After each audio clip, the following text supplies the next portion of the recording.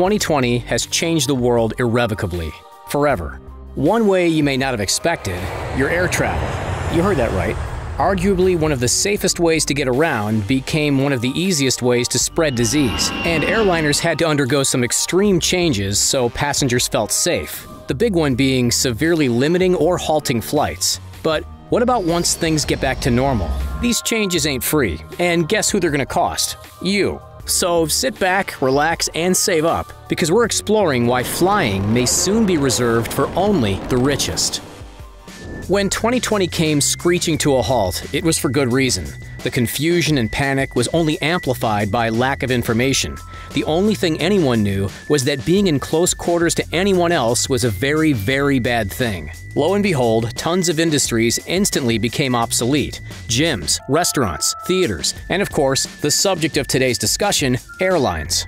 Demand for flights sharply and almost instantaneously dropped. In Italy, for example, ticket sales have declined more than 80%. With that, flights were becoming quite cheap to counter the fear the general public had of getting onto a giant enclosed metal tube that soars across the sky for hours and hours at a time, circulating the same air. Yeah, we feel the same way. Not ideal right now, and not very safe either. But cheap flights are only a short-term answer to a now long-term problem. The solution isn't sustainable if these companies want to continue on. That's why in the United States, many airlines have announced they would be implementing some rather extreme cost-cutting measures, be grounding many of their flights, and on top of that, be asking for government assistance so they don't go out of business. Experts say unless there is a big breakthrough in the next few months, airlines will continue to suffer long into 2021. So, just what are the cost-cutting measures? How will these affect us, the passengers? And what can we expect to change with regards to the standard first class, business class, and coach sections of a plane? And of course, the biggest question of all, how much will our flights cost in the future? Cutting capacity is the most obvious step that airliners have taken to ensure the safest trips possible. After all, less people on a plane means less chance of interacting with others, and less chance that if someone was sick, they could pass their germs onto someone else. In April of this year, US airliners made some of their biggest cuts in capacity ever, as high as 49%. Experts say this number has the potential to get even higher, depending on the state of the world. What would it take for capacity to get back to normal?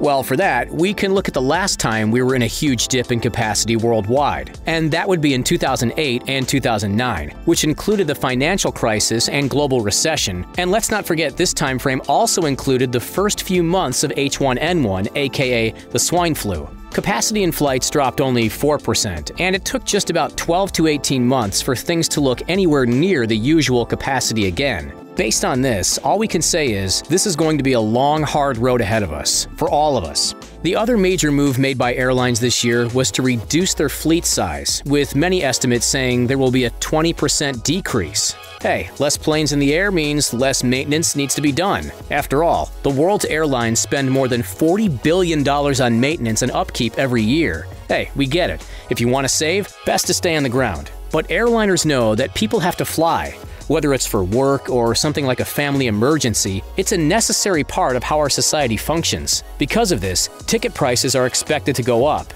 by quite a bit. And if you thought that first class was expensive before, oh, just you wait. Not only could these prices skyrocket, but you'll be getting nowhere near the experience that a first class ticket used to ensure. Let's break it down for you.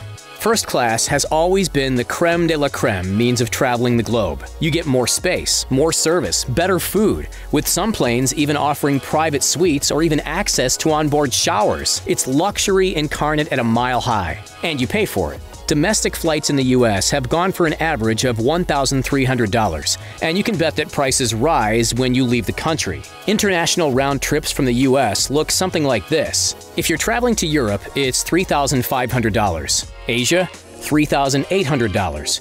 If you're going to India, expect $5,000. And if you're traveling first class to Africa, that's an average of a $5,800 ticket. Traveling like this truly isn't for everyone, mainly because most can't afford it. But if you think these prices are high, what if we told you that airline tickets are expected to rise in cost to offset their extreme losses? Extreme losses like the $252 billion that the International Air Transport Association, or IATA, recently reported they lost due to the lack of passenger revenue. This is a huge hit to these airlines, and already they have requested government help, which will look to be up in the $200 billion range or possibly even higher. Studies by the IATA show that based on the current amount of money airlines have in the bank, most could only last another 2 or 3 months before going under. But loans aren't sustainable, and one theory suggests that airlines will soon force you to purchase the seat next to you, not only to keep you safe, but to get as much money as they can out of each passenger that flies with them. That would jump those domestic first-class flights right up to $2,600, and that round trip to Africa, they would become $16,000. If you think this is crazy, well, think again. Airlines have enforced rules like this before, specifically if a passenger required space more than what the seatbelt can extend to. On American Airlines, they state that if the belt extends more than 1 inch beyond the outermost edge of the armrest, then another ticket must be bought for the seat next to you. Ticket price rises could also come from the extra measures that airlines are taking to keep the cabin as safe and disinfected as possible. United recently announced a partnership with Clorox, with the high hopes of having customers associate the two together and thus think of United as being a clean, safe air service. Other standards of clean service include touchless kiosks at baggage check-in, mandatory face coverings for passengers and crew, individually wrapped hand sanitizer rags when you board the flight, snack packs that include a sanitizing wipe, and sneeze guards at check-in locations. These are certainly necessary additions, but hey, when your flight is now $16,000, you better hope you're getting all this stuff. But here's where things get tricky. Because that $16,000 flight may have been worth it, if you were to get all the amenities you expect on a first-class flight, the thing is, right now, you won't. First class and business class have their perks cut immediately due to saving money, and of course, passenger safety.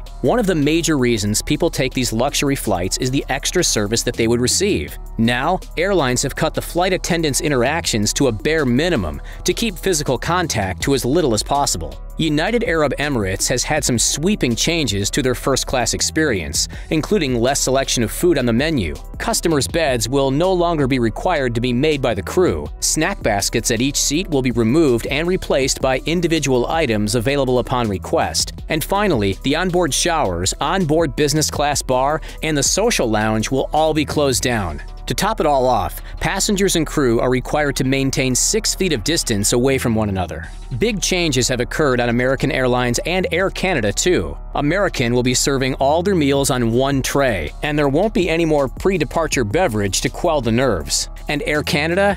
Oh, they cut costs even more, eh? Traditional bar service has been replaced with bottles of water, and they will no longer be honoring special dietary requests. I mean, at this point, we say if this is the future of first class, then there's no reason to ever pay the pricey premium for the perfect plane passage ever again. So, with all these sweeping changes hitting the air service industry, is there any hope for us, the consumers? Will we be forced to either cough up the money or just not fly and leave air travel only to the richest? Well, Elon Musk may have something to say about it. The CEO of Tesla and SpaceX has been very vocal about lowering the cost of spaceflight so that more people would have the option available. What's the advantage of spaceflight? Maybe the 39-minute flight from New York to Shanghai will grab your attention. Or how about traveling from Hong Kong to Singapore in only 22 minutes? Or London to New York in an estimated 29 minutes? Remember, that's normally a 7-hour, 50-minute flight. See, the ships reach a peak of 18,000 miles per hour, and that's why these treks are so speedy. The rockets could conceivably carry from 80 to 200 people per flight.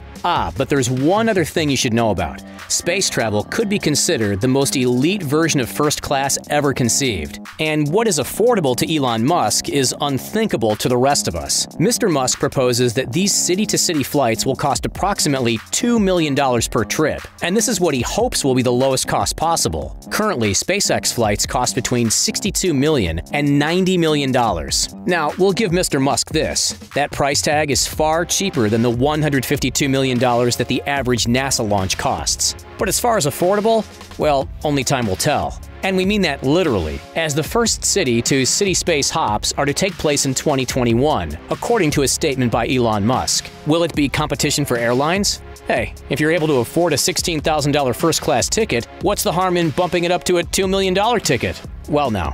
It's going to be a long road ahead for our world to recover from this year. Airlines in particular have it harder than most, as rising costs, passengers' fears of safety, and the potential for quicker and more advanced travel like SpaceX all have to be overcome. But don't fret, innovation is at the heart of air travel, dating all the way back to when the Wright brothers invented the first successful airplane in 1903. The industry will certainly change. The question is, will you be willing to pay for it? Thanks for watching this episode of The Richest. We hope you enjoyed it and learned something today. If you did, go ahead and hit that like and subscribe button. It really helps us out a lot and makes us able to produce more videos that help answer the question of just what life would be like if you were one of the richest.